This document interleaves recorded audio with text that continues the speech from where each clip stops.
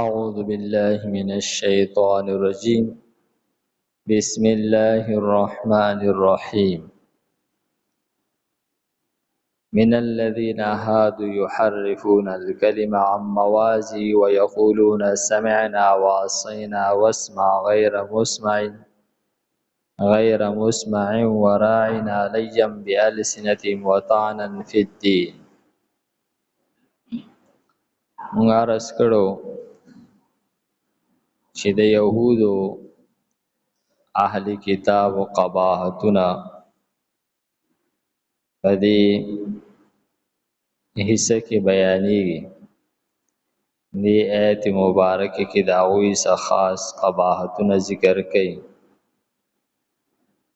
فرمای من الذین د هغه کسانو نه هادو چې يهوديان شوي دي يحرفون الكلم عن مواضعه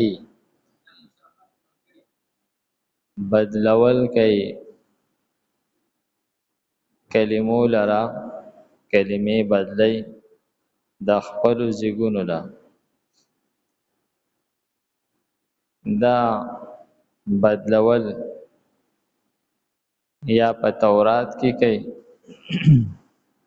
چې دا د دوی باندې نازل شوی کتاب پای کې به تحریف کولو رد و بدل به پکې کولو. یو حکم به د دوی نه و خو هغه به بدل کړلو، یا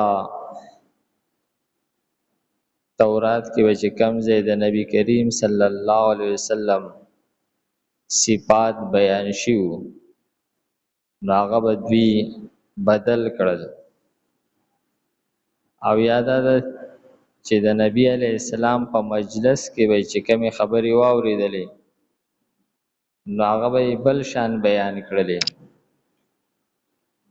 د هغې کې به تحریف وکړلو.